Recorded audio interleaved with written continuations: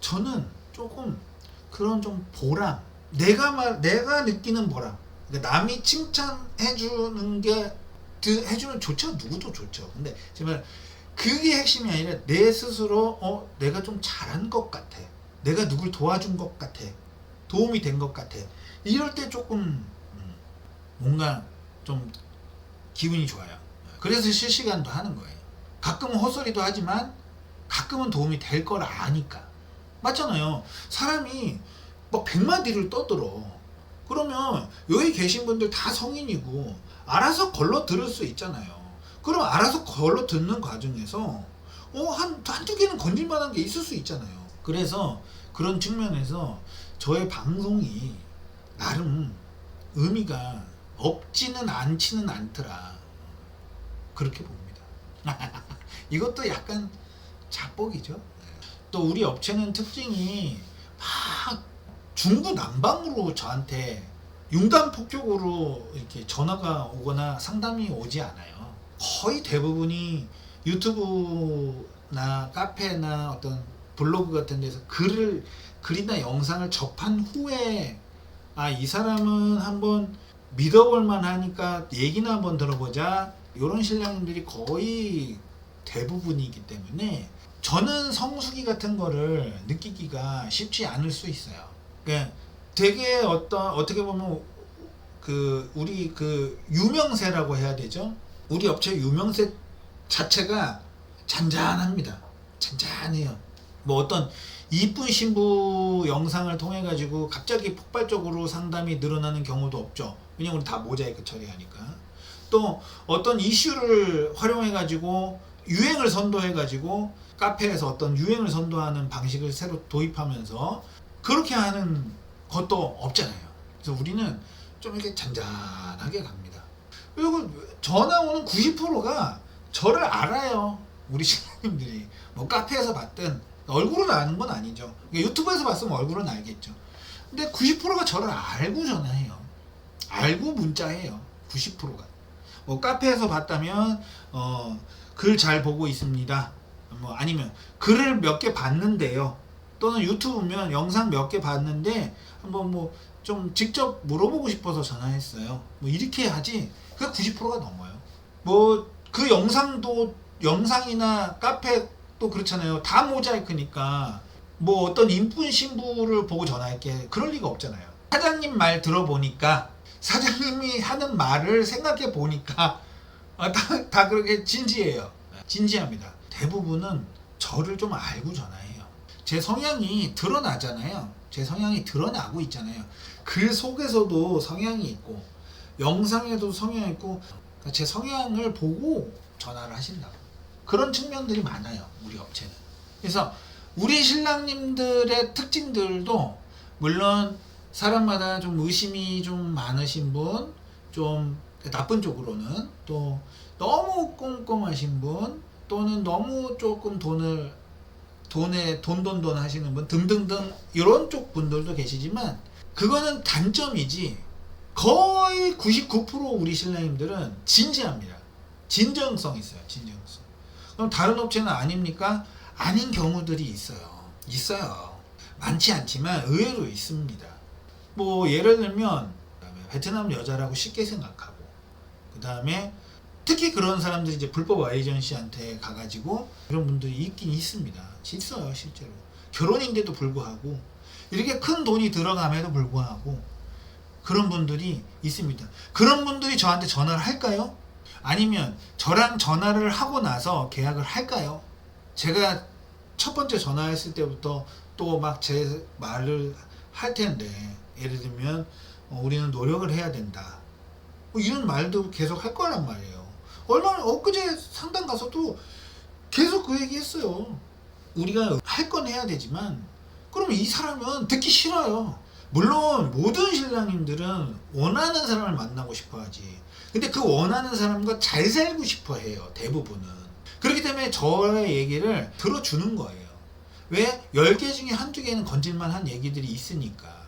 근데 그런 신랑, 우리 대부분의 우리 신랑님들과 반대적인 성향을 갖고 있는 신랑님들은 제가 얘기하면 속으로 됐고, 그리고 계약 안 해요. 너는 그냥 여자만 데리고 와. 이런 사람들이 있어요. 그건 결혼이 아니잖아요.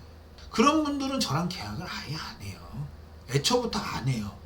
우리 회사는 잔잔해요. 잔잔하게 하고 저만 밑에서 이렇게 하면 되잖아요. 그죠? 그리고 제가 이렇게 할 수 있도록 요청을 해야죠. 요청도 하시고 그렇게 하면 돼요. 그러면 다 잘 살 수 있어요.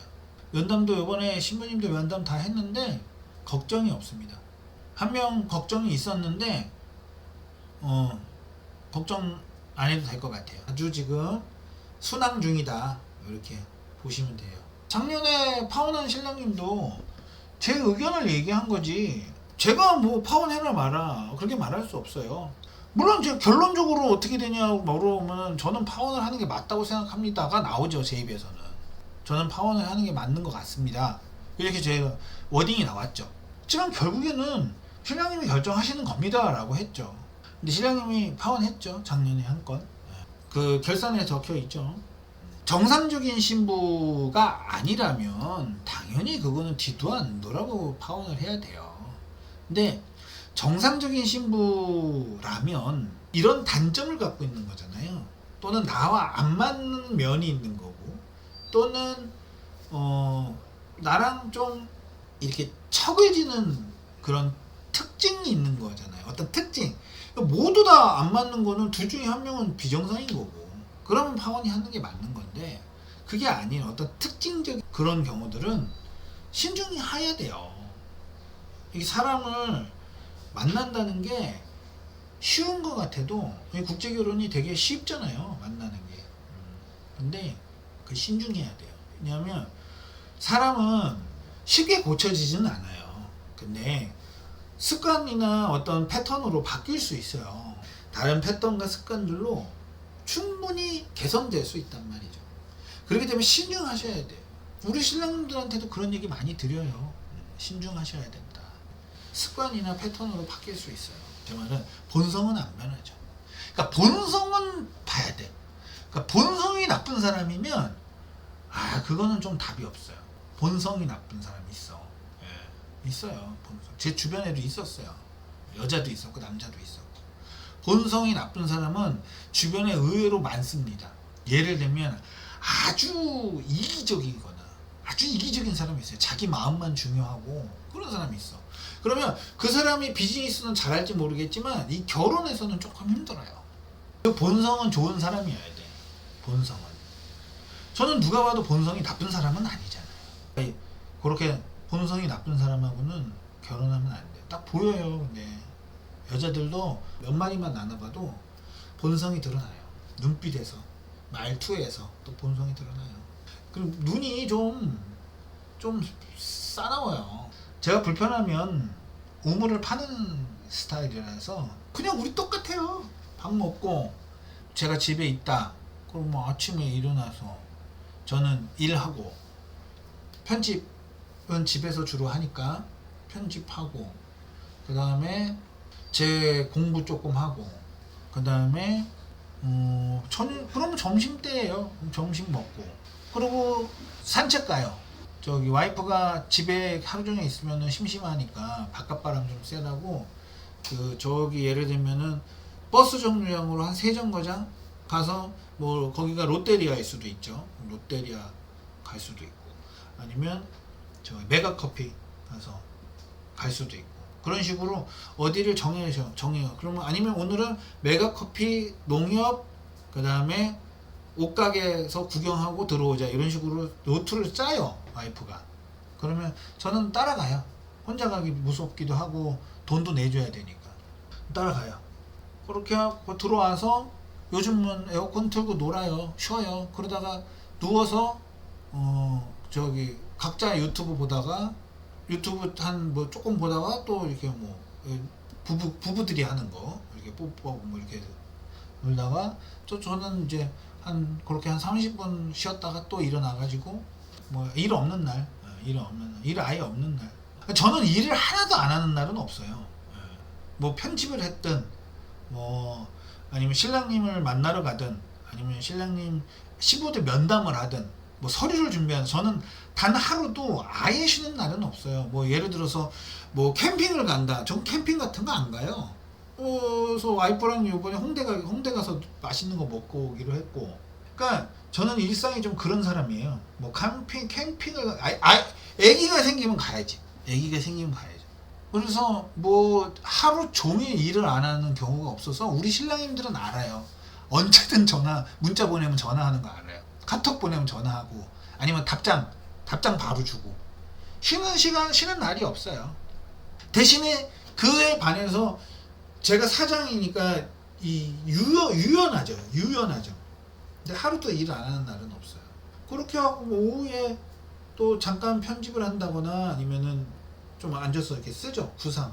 저녁 먹고. 근데 이제 신랑님 상담 전화가 오죠. 저녁 때는. 퇴근하시고, 주로 이제 퇴근하시고 많이 와요. 전화가. 일할 때는 하고 싶어도 못하고, 제가 또 받아들이니까 그 시간대에도. 그러니까 하시죠. 제가 그런 거 싫어 안 해요. 실제로도. 불편해 안 해요. 근무 시간이 없어요. 그걸 또 스트레스 받는 스타일이 아니에요. 오늘은 여기까지 하고, 어이구 16분이나 오셨네. 이럴 때 좀 방송을 더 해야 되는데. 2명 있을 때 연락에 떠들어가지고 목 아프고, 30분 빨리 끝낸다고 하니까 16명이 돼 있네. 인생이 원래 이렇게 아이러니합니다. 내 뜻대로 되는 게 하나도 없어요. 그래서 항상 대응을 잘해야 돼요. 대응을. 그러니까 오늘은 앞쪽에서 목을 많이 썼으니까 뒤쪽에 대응이 안 되는 거예요. 그래서 저번에도 제가 얘기했듯이 저도 적당히를 못 지켰네요. 자, 오늘 진짜 목 아파요. 이거 봐. 이렇게 되잖아요. 자, 오늘 여기까지 하고 오늘 푹 쉬시고, 자, 여기까지 하겠습니다. 안녕.